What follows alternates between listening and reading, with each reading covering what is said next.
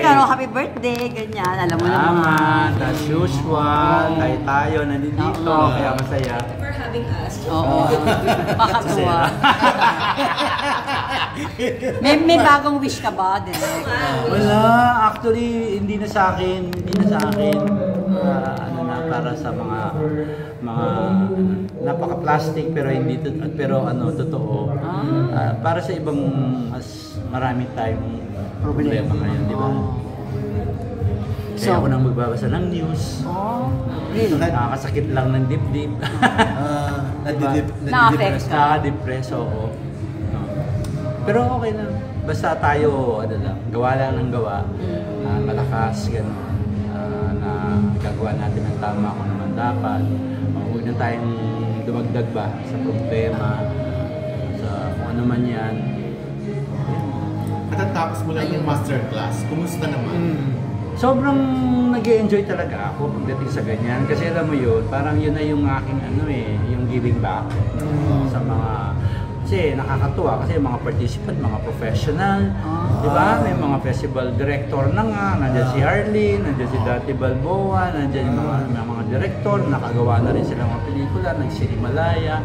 So parang the mere fact na nandoon sila, nakakatuwa kasi parang gusto pa talaga nilang matuto, no? And I hope I didn't fail them. Ako naman, napaka-competitive ko pagdating sa ganyan. Gusto ko yung mga estudyante, kung sino man yan, participant. Gusto ko may natututunan sila. Ayoko yung parang just for the sake of. Ito ba yung first time na No, it's not the first time. I had before, 2014, 15, and 16, at marami ako naging produkto. At tuwang-tuwa ako dahil yung mga produkto kong mga artista, at saka mga naging direktor, nagkaroon talaga sila ng mga pangalan, nag-compete sa ibang bansa.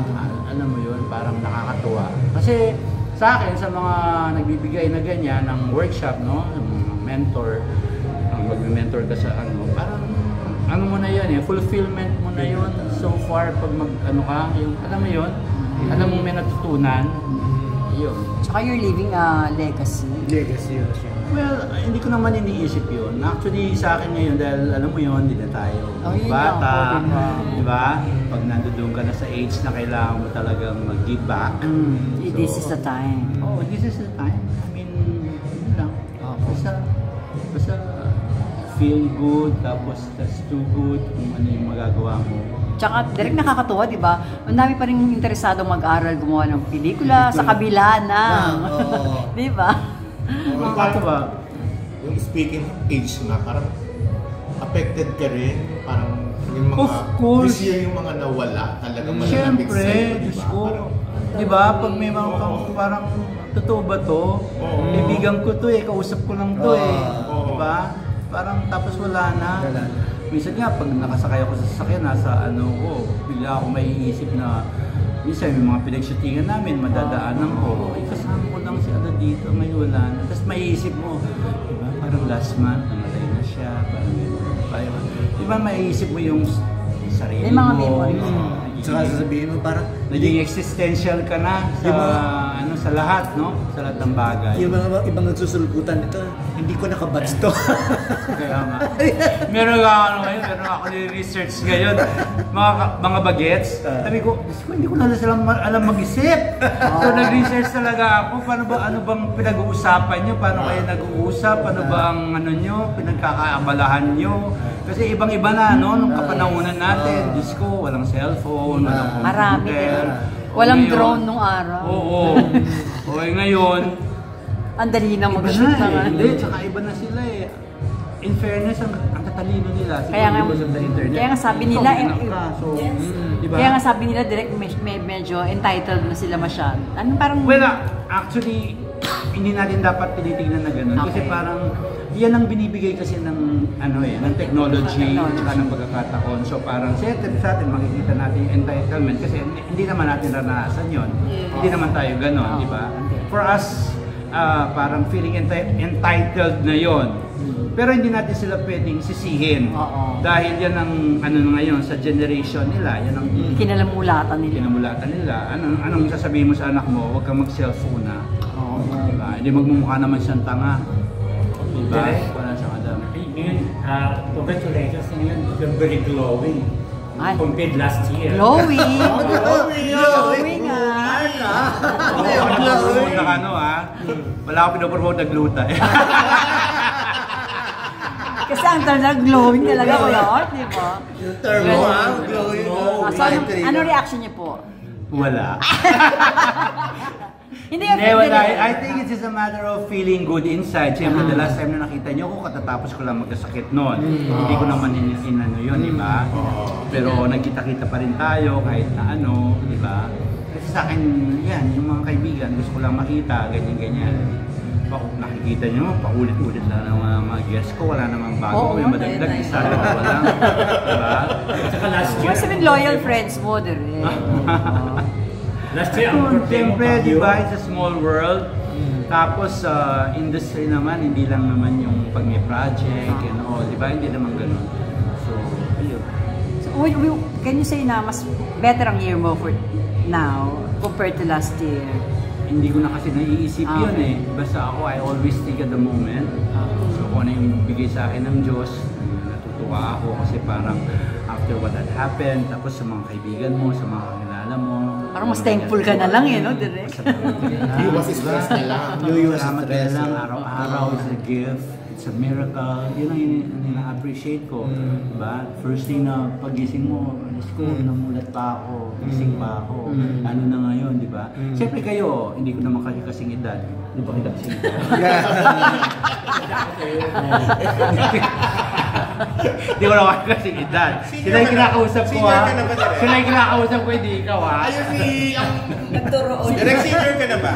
Sila tatlo. Direct senior ka na kami! Hindi sila kasama. Direct senior ka na ba? 65 na ako, Lola. Oo. 65 taon ka na na tanay sa ba? akin. 65 ka na. Wala, pati pa ako senior. Oh, 59! Pa senior, oo. Malapit na. Lapit na. Hindi ka naman mukhang 65. Oo nga. Kasi Yun ang masarap pakinggan, di ba? Oo nga, direct. Sino nag-i-inspire sa'yo? Sino nag-i-inspire sa'yo? Trabaho ko. Hindi trabaho.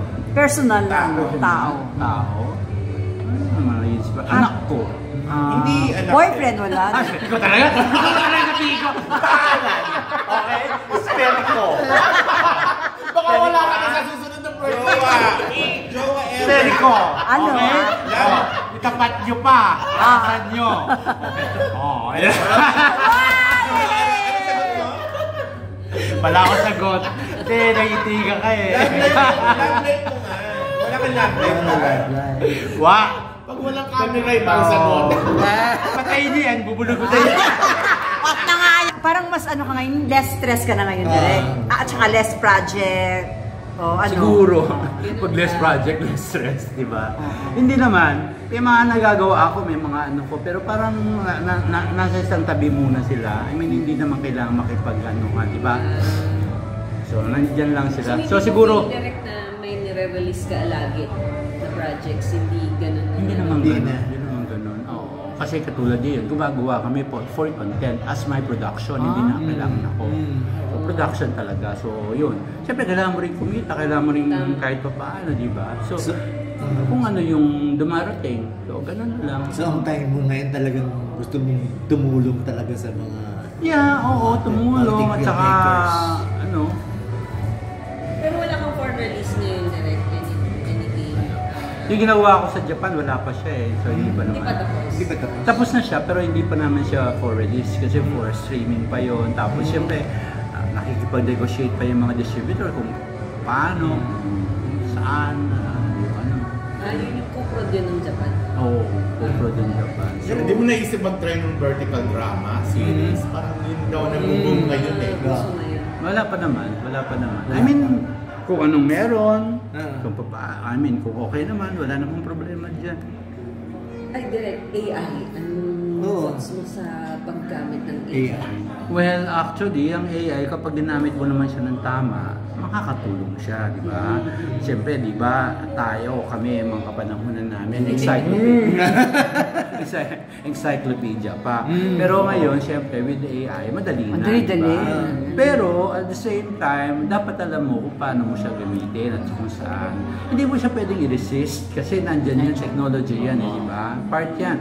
Alam mo, sa totoo lang, in 5 years time, mag-iiba na, major ang magbabago sa ating industry, no? Sa Because film of AI. industry, because of AI and some other things. So palagi mo direct naging mas convenient ang filmmaking ngayon kasi may AI na. Siyempre pag AI may pwedeng script doctor, pwede di ba? Lahat, di ba? Lahat, okay. Oo. Pero ang hindi kaya ng AI, yung human connection. Okay. No? Hindi kaya ng AI yan, yung ating culture. Hindi kaya ng AI yan. Magpo-provide lang siya kung ano available. Ang culture kasi kailangan ng human connection. Di ba? Hindi yan kaya ng AI. So, dapat yung mga artist, yung mga katulad ng, halimbawa, mga creators or something, di ba? Yun ang dapat nilang pangalagaan, di ba? Huwag silang mawalan ng human connection. Kasi kapag puro AI lang, edi ano lang ang kausap mo? Robot lang the whole time. So, tayo, yun lang ang ating quality, yung qualities, di ba? Yun ang ating pinaka-strength as creators, di ba?